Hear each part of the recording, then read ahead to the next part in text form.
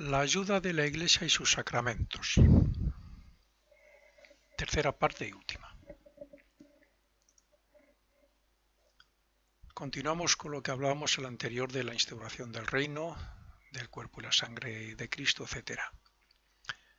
Bien, pero pasando esto al rito sacramental, quien toma la comunión debe hacerse copartícipe de una común naturaleza con quienes colaboran desde los mundos invisibles, manejando las energías espirituales que depositan sobre la hostia consagrada y el vino para que afecten a los cuerpos etéricos. Repito que esto, quien no sabe nada de filosofía oculta, de los mundos superiores, de los mundos invisibles, de las jerarquías que están por encima de nosotros, de la labor que hacen con respecto a nosotros, a nuestra existencia, a nuestro nacimiento, a lo que ocurre después de la muerte y todo eso, esto es muy difícil de entender. Es fácil que digan que todo es mentira o que yo, pues no sé, me lo invento incluso, ¿no? Lo cierto es que los sacramentos, sobre todo en la Eucaristía, como estamos hablando en la hostia consagrada, hay unas palabras de poder, hay unas invocaciones, descienden unas energías, se depositan en ellas y cada persona que comulga se las lleva consigo, dependiendo del estado que esa persona tenga, de devoción, de fe, de esperanza, etc. Así le puede hacer más o menos efecto o dar más o menos ayuda respecto a los problemas de la propia vida. Nosotros tenemos, como he dicho, varios cuerpos, no somos el cuerpo físico.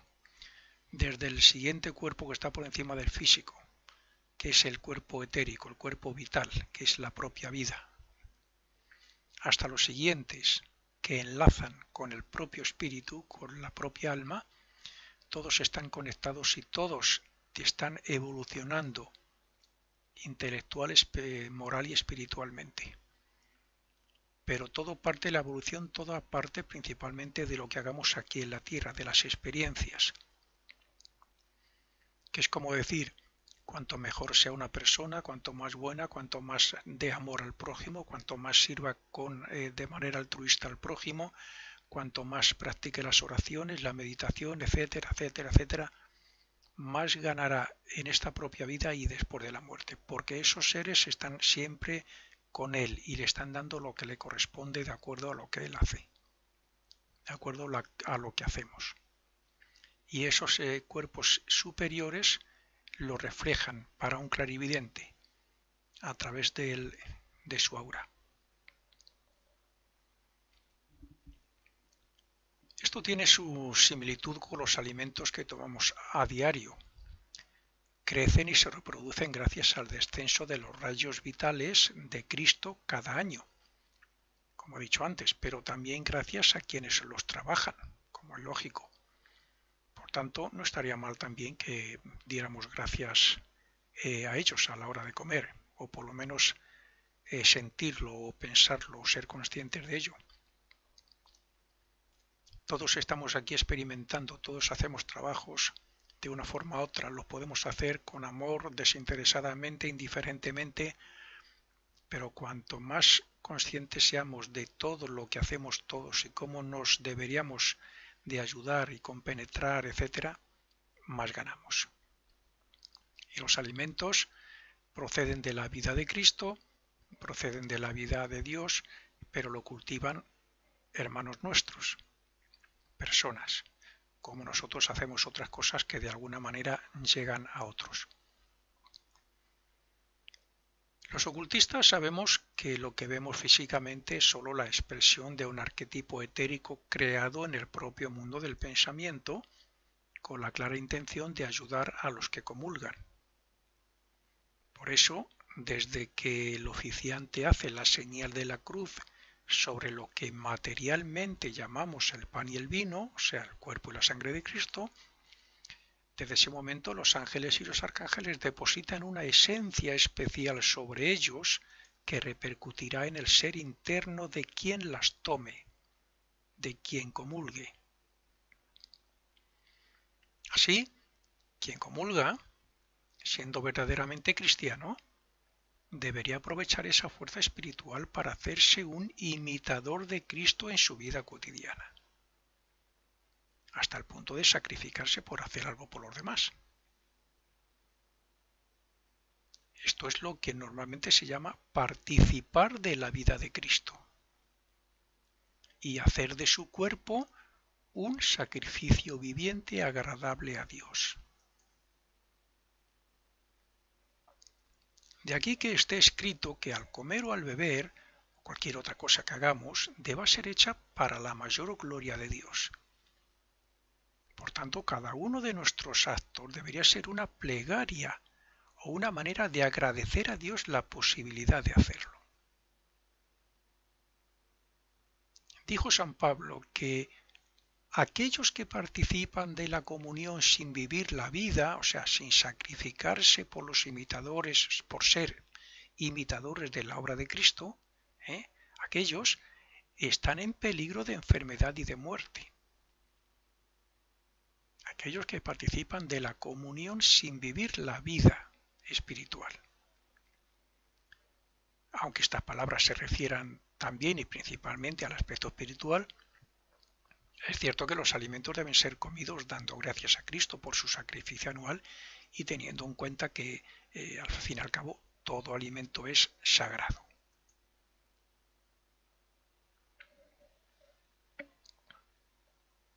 Veamos lo que dice el esoterismo sobre el aspecto oculto de la Eucaristía. Primero, los signos, palabras de poder, mantras y oraciones que se dicen y hacen en la misa hacen descender una efusión de energía de Cristo, gracias a los ángeles, a los arcángeles, y a otras entidades que están bajo la dirección de los ángeles, que se distribuye, esa energía crística se distribuye sobre los presentes. Naturalmente, según sea su actitud y su desarrollo interno, pues les afectará en mayor o menor grado en sus vehículos superiores, en sus cuerpos superiores, cuerpos invisibles. Segundo, la consagración representa el descenso y sacrificio de Cristo para tomar forma física y habitar entre nosotros. Lo que, unido al punto anterior, significa que nos debemos hacer colaboradores de Cristo y predicar con la palabra y con el ejemplo. Tercero, los seres elevados invisibles que colaboran con el oficiante construyen un templo etérico donde se concentran las fuerzas espirituales. Seres invisibles, ya hemos dicho, principalmente los ángeles, algunos arcángeles y toda una serie de trabajadores que son espíritus de la naturaleza y elementales bajo la dirección de los ángeles. Construyen un templo etérico. Tanto en este trabajo como en la distribución de esas fuerzas colaboran toda una serie de entidades inimaginables para quien no cree en nada de esto. Y como he dicho, todas bajo la dirección de los ángeles de la sabiduría. Dentro de los ángeles, por decirlo de alguna manera, existen profesiones, entre comillas, ¿no? Hay ángeles que su labor principal está en las ceremonias litúrgicas, en todo lo relacionado con las iglesias, oficios, etcétera. Como hay otros que trabajan, por ejemplo, en respecto a las personas que mueren, a otros respecto a las personas que nacen, el momento de nacer y un montón de aspectos más. Cuarto, en la Eucaristía, por tanto, asisten personas, seres superiores a nosotros, seres inferiores y los normalmente llamados muertos. Claro, los que se sientan atraídos o que sean mencionados en ella. que se sientan atraídos porque eran personas devotas cuando vivían aquí en la tierra, y los mencionados en ella, especialmente cuando se hace una misa en su nombre. Normalmente, si no han pasado muchos años desde que murió, suele estar presente. Quinto, la Eucaristía no solo fortalece al ser interno y le protege, sino que también le purifica por medio del signo de la cruz que hacemos con el agua bendita a la entrada, con la siguiente que hacemos durante la Eucaristía en el nombre del Padre, del Hijo y del Espíritu Santo, y con la petición de perdón que hacemos al principio. Y sexta, todo, hasta el más mínimo detalle que se diga y que se haga en la misa, tiene un efecto invisible benefactor por parte del mismo Cristo y de sus colaboradores para que los asistentes voluntarios lo reciban en forma de bendición. Esto es especialmente notable en el momento de la transustanciación de la hostia y del vino. Esa transformación que se produce con la bendición y con la invocación que hace el sacerdote. Bien, ahora vamos a pasar al sacramento de la penitencia. Todo verdadero cristiano sabe que su deber no es pecar, es decir, no actuar en contra de las leyes divinas y de la voluntad de Dios. Este es el aspecto exotérico. El ocultista también sabe eso y se esfuerza por no hacerlo en pensamiento, palabra y obra, porque sabe lo que significa el karma. Por eso se hizo el sacramento de la penitencia. El cristiano suele confesar sus pecados ante el sacerdote, pero la verdad es que también puede hacerlo en privado o al principio de la misa cuando se pide perdón, sí, mientras se haga de corazón.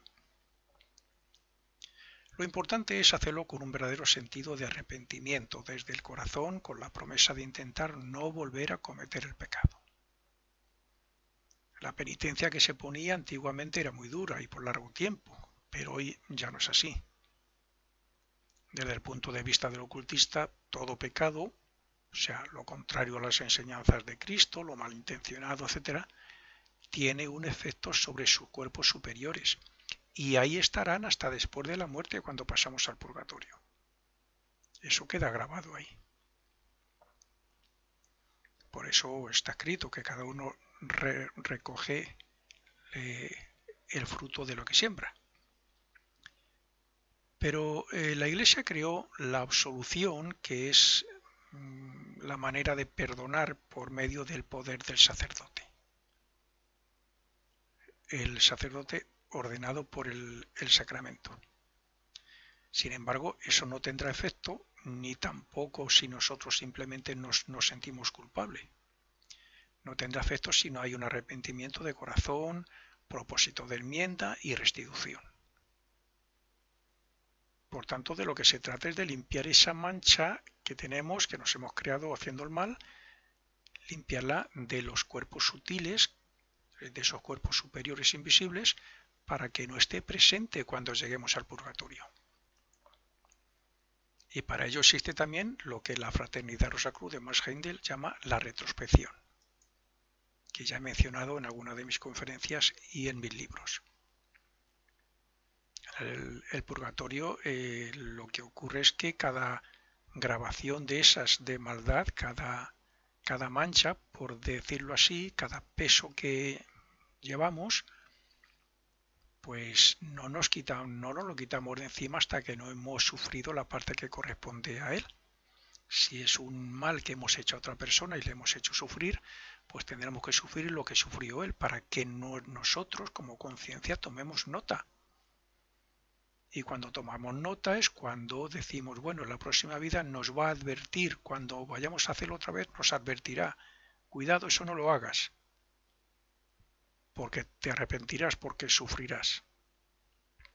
Y si aún así lo hacemos, nos machacará para que nos arrepintamos. Por lo general, algunas veces sí lo consigue. Cuando la persona se confiesa antes de la misa, lo hace de corazón, con verdadero arrepentimiento, y entonces recibe la absolución y cumple su penitencia. Si lo hace así todo, pues lo que está haciendo es limpiarse para poder recibir mejor los efluvios espirituales de la mágica y sagrada Eucaristía. El ocultista hace la retrospección cada noche y ocurre lo mismo. El sacramento del matrimonio. A diferencia de los otros sacramentos que están relacionados con el espíritu, este sacramento pero está relacionado con el cuerpo físico. Cristo dijo: ¿no habéis leído que aquel que les hizo en el principio les hizo macho y hembra? Por esta causa dejará el hombre a su padre y a su madre y se unirá a su esposa y ambos serán una sola carne.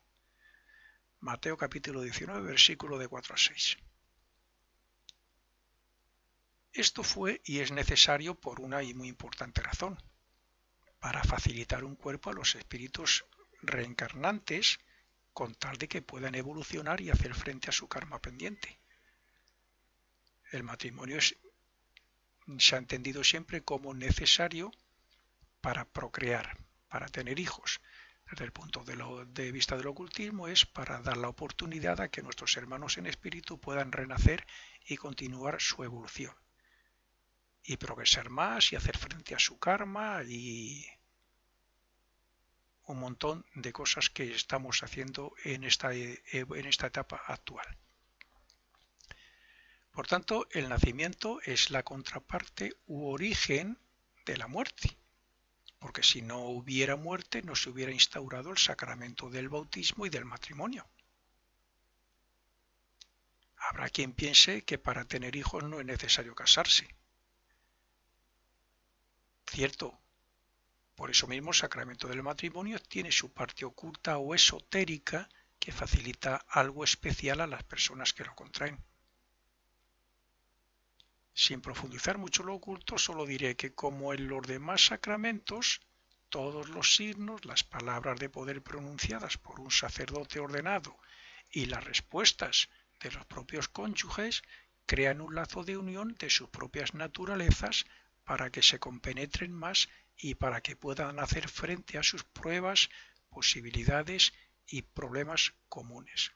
Por ejemplo, la bendición que se hace cuando en el sacramento del matrimonio, la bendición, la unión de las manos en el nombre del Padre, el Hijo y del Espíritu Santo, la invocación de los nombres, la aceptación de los anillos y el propio deseo de unión de la pareja. Esto es así porque el sacramento, como los otros, relaciona los cuerpos físicos con los cuerpos superiores de cada personalidad, uniendo y fortaleciendo sus auras de tal manera que siempre estarán más unidos que cualquier otra pareja que simplemente vivan juntos. Por consiguiente, el matrimonio es necesario para que nuestros hermanos en espíritu puedan renacer, para que los contrayentes hagan frente a su karma, y también, muy importante, como medio para unir a esas dos almas por medio del amor y no del sexo. Para la mayoría de las personas, el matrimonio es el medio por el cual tienen vía libre para la práctica del sexo. Pero la evolución, desde el aspecto animal hacia lo espiritual, llevará a que la pareja solo practique el sexo cuando deseen tener un hijo.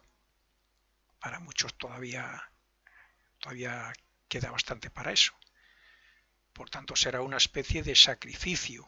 Quien llegue a ese momento en su desarrollo espiritual, para esas personas pues puede llegar a ser un sacrificio que facilitará un cuerpo inmaculadamente concebido, que es lo que ocurrió con María y José.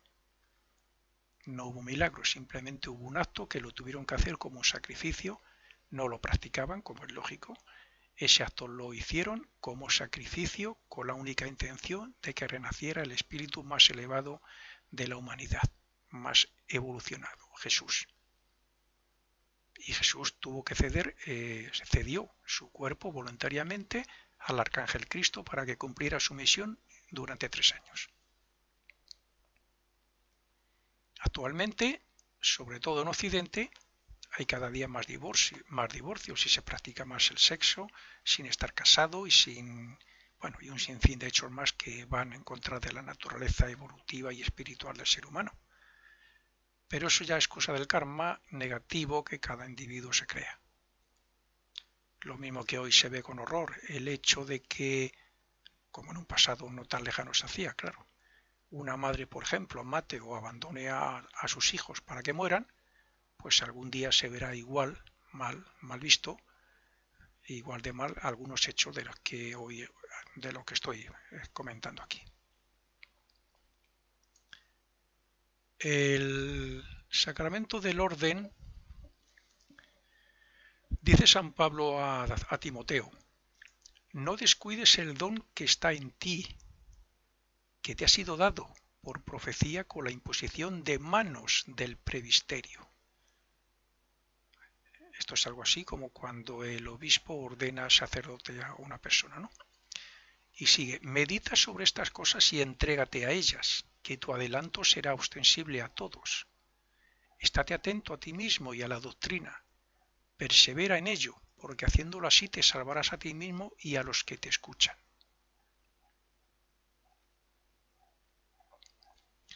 Lo que constituye el orden sacerdotal, este sacramento, es la ininterrumpida transmisión de la virtud psíquica o poder espiritual que confiere la influencia divina sobre las palabras, signos, ritos y sustancias que se utilizan en los sacramentos y que efectúa su transubstanciación. Esto quiere decir que, aunque el oficiante del sacramento no sea consciente o no preste la atención necesaria, el sacramento será efectivo siempre y cuando pronuncie las palabras de poder y haga los signos, invocaciones, etcétera, que se deben hacer. El orden procede del propio Cristo, que ordenó a sus discípulos, y estos a sus iniciados, y así sucesivamente. Por tanto, hay una conexión entre Cristo y el ordenado a través de los vehículos superiores, a través de los cuerpos invisibles espirituales que están por encima del cuerpo físico, de la persona. Esta es la gran diferencia entre los que han sido ordenados o consagrados y los que no, pues el efecto de estos últimos no será tan efectivo ni podrán utilizar el caudal de energía espiritual de los mundos superiores espirituales. Quien ha sido ordenado o consagrado tiene el poder de hacer descender esa energía y derramarla sobre la persona o personas presentes en el sacramento, de manera tal que no se pierda en ningún otro sitio. Dentro de las órdenes hay diferentes grados, pero yo solo me estoy refiriendo al sacerdote y al obispo, que son los que más poder tienen y más trabajan con esas energías. Por ejemplo, el diácono solo tiene poder para pequeñas cosas. El sacerdote lo tiene para bendecir, absolver y consagrar la hostia. Y el obispo tiene lo mismo que el sacerdote, incluyendo el poder de ordenar a los sacerdotes y de consagrar obispos y edificios, más el de confirmar a quienes han recibido los sacramentos del bautismo y de la comunión.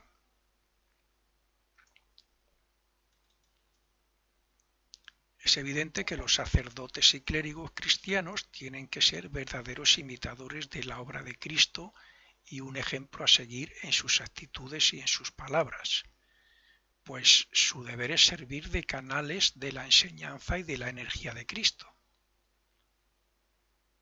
Desde el punto de vista del ocultista, quien ha sido ordenado o consagrado tiene el poder de hacer descender la energía de los diferentes mundos y regiones según sea su poder. A esto solo hay que añadir una excepción, y es que solo el obispo puede contactar con el mundo con el cual se identifica Cristo. Un sacerdote no alcanza hasta ese mundo. Como cualquier persona comprenderá, para que esto se pueda producir tiene que haber una conexión entre los cuerpos superiores de la persona y esos mundos o regiones, lo que significa que si la persona ordenada o consagrada cumple su deber, obtendrá un gran desenvolvimiento espiritual en esa vida. desde el momento de su consagración hasta que muera, como es lógico. Veamos una diferencia entre el sacerdote y el obispo. Un sacerdote confiere ayuda, bendice o absuelve cuando hace la señal de la cruz gracias a su poder de la palabra y de los signos, entre otros. Un obispo, además de todo eso, utiliza los chakras de las manos para depositar, con la imposición de manos, para depositar la energía crística que hace descender gracias al poder que tiene de comunicarse con su mundo, repercutiendo este trabajo sobre los aspectos espirituales más elevados del ordenado o consagrado, en el caso, por ejemplo, de un sacerdote. Los primeros cristianos, discípulos e iniciados, mantuvieron la ordenación así como otras enseñanzas ocultas, como por ejemplo la reencarnación. Pero todo comenzó a cambiar en un concilio en Alejandría contra Orígenes, para luego continuar con otro en Constantinopla y terminar, creo que con el quinto concilio ecuménico en el 553, donde al parecer acordaron ya eliminar ciertas enseñanzas y compenetrarse más con los poderes civiles o políticos. Como consecuencia, los verdaderos cristianos se aislaron, quedando la Iglesia como un instrumento complementario, digamos, de los gobiernos, bendiciendo a sus ejércitos, actuando de forma contraria a los mandatos de Cristo y a los 10 mandamientos mismos. Pero la transmisión apostólica continuó, y aunque se rompió por parte de algunos representantes de la Iglesia, es de suponer que hoy continúe, sobre todo por la obra de los ángeles. Por otro lado, aun habiendo sido ordenada una persona, siempre es libre de abandonar la orden y casarse o hacer lo que quiera. Según las enseñanzas ocultas, quien se ordena sacerdote es porque está en su destino como mérito y posibilidad de acuerdo a su pasado, y por eso obtiene un poder y una conexión con Cristo que, por lo general, desconocen. Pero a veces es ese desconocimiento el que hace que termine cayendo en tentaciones que le hacen uno más, entre otros muchos. Quien termina actuando en el pecado, con sus vicios y sus virtudes, acaba perdiendo sus poderes y creándose una serie de deudas y un destino muy diferente al que tenía previsto antes de nacer. Y bueno, ya para terminar, 4 palabras simplemente para mencionar el último sacramento, la extrema unción. Diré que como todo sacramento, pues bueno, ayuda o protege espiritualmente, y en este caso su misión es más bien de ayudar al alma a abandonar el cuerpo físico en el momento de la muerte para que se sienta protegido. Si a la misma vez el moribundo puede confesarse y comulgar, su ayuda y protección será más notable todavía. Y su paso de este mundo al otro será, digamos, un poco más armónico y más en paz que otros muchos. Y en fin, y ya con esto hemos terminado todo lo que al menos yo puedo decir sobre los sacramentos.